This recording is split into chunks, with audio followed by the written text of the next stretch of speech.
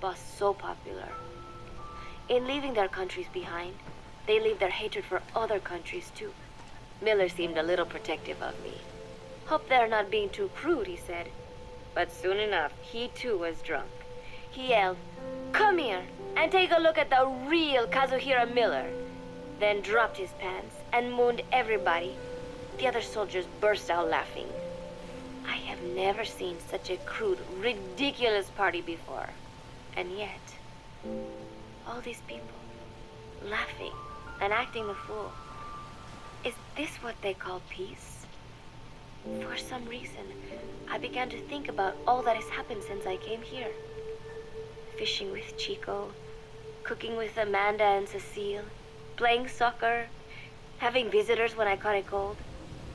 When I stop and think about it, my time here has been the most peaceful of my life. But that is about to end. I cannot imagine he will be willing to negotiate. It seems I am to fight the legendary Big Boss. I do not know if I'll be able to beat him. But if I have to choose between death and defying Cypher, I will gladly choose death. The thought of dying does not scare me. But if I disobey my orders, the fear and despair awaiting me will be far worse than anything I can imagine. It was Cypher who took me in as an orphan, gave me food and a place to live.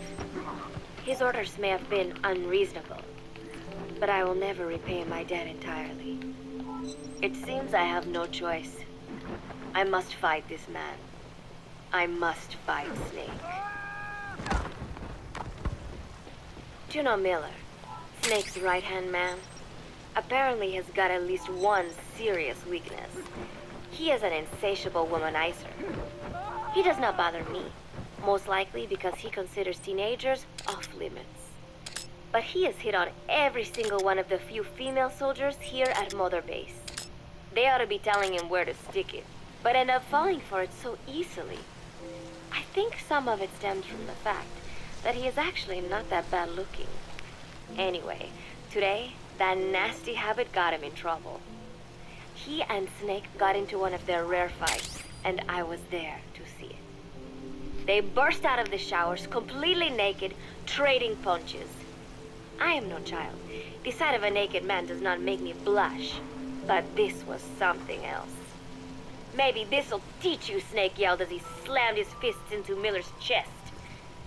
I heard later that apparently he had been two-timing someone, and that same someone had gone to Snake with her troubles. As I see it, it is her own fault for letting herself be deceived like that. If she is too dumb to see through Miller's lies, then she got what she deserved. But this was not the first time it had happened, or the second, and Snake read Miller the riot act. Miller argued back, and what began as a shouting match turned into a fist fight. "You son of a bitch," Miller yelled as he swung. "Not bad," said Snake, smiling, "but not good enough." And then he was back on the offensive. They had already been at it pretty hard in the showers, and their bodies were covered with bruises. Both of these men had been trained for war, their bodies deadly weapons. They were each bleeding from a dozen places. All this from a fist fight. Even so, it was far less gruesome than if they had given it their all. It was obvious that one of them would be dead were they fighting for real. Miller took another swing, yelling, "Try this then!" Snake parried, then responded in kind. But I could tell he was not aiming for anything vital. "You are one tough bastard, boss," Miller muttered. A smile crept across his face as he caught his breath. And then they went right on fighting. Blood and sweat flew off their glistening bodies. It was combat without hatred or hostile intent. I had never seen violence like this before. And yet, it was more than just a friendly tussle. They were utilizing every technique they knew. It was not a sporting match. They were not playing by the rules. How could they keep this up? At last, the two men tired themselves out, and the bizarre scene came to an end. They looked at each other's battered bodies, and then burst out laughing, embracing and congratulating each other on a good fight. It all seemed so idiotic. I still cannot fathom such behavior. But somehow, I got the sense that for all his womanizing, Miller really only trusted one person, and that was Snake. was no way I could ever come between the two of them. And at that thought, I began to feel as if I had lost. All of Mother Base is preparing for a festival.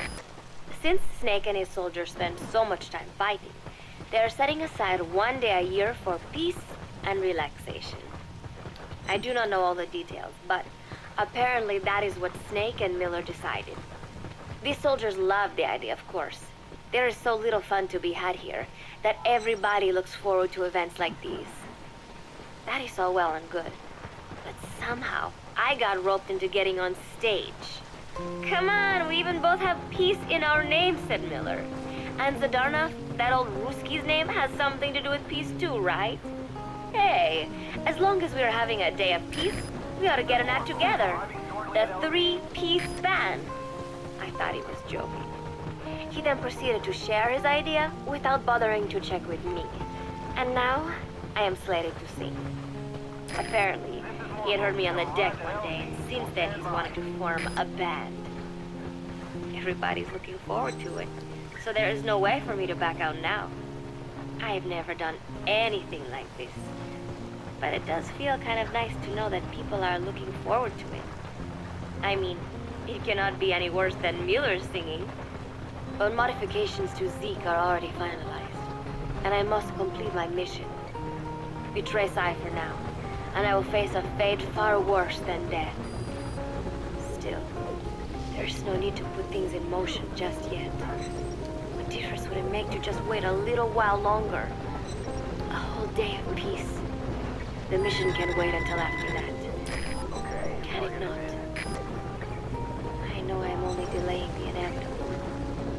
When the day comes, one of us will have to die.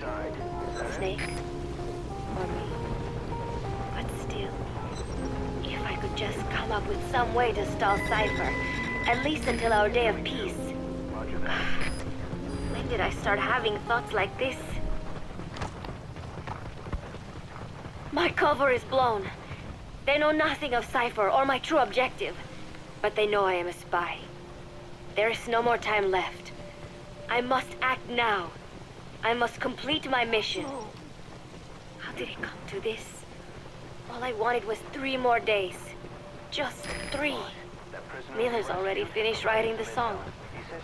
It is called Love Deterrent. It is about a girl who cannot express her true feelings. I have been practicing. I am no pro, but I was pretty sure I would do a decent job. And now this.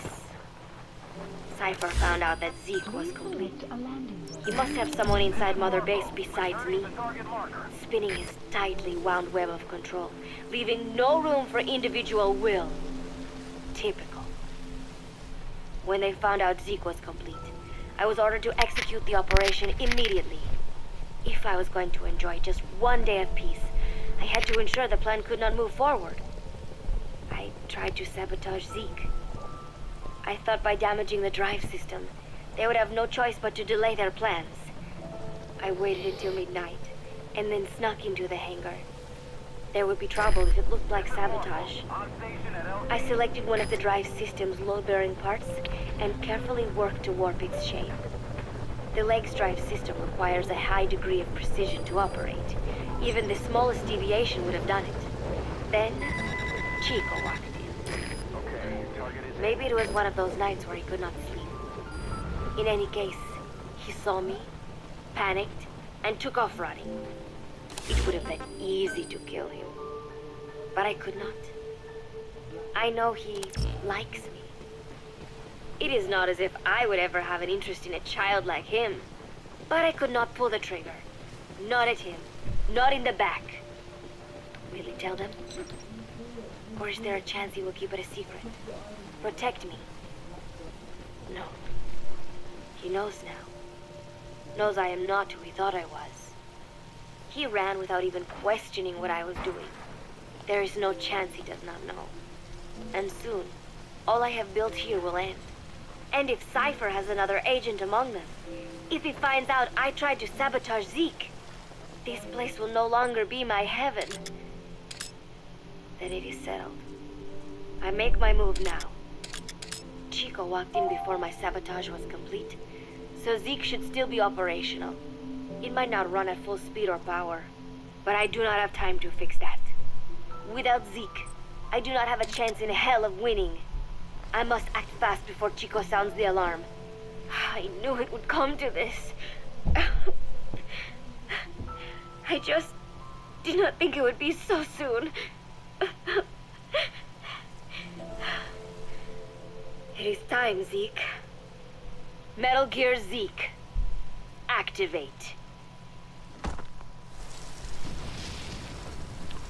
Okay, so yeah, I wanted to listen to all that because it shows how integrated Paz was into the base and how fooled you were to believe it too.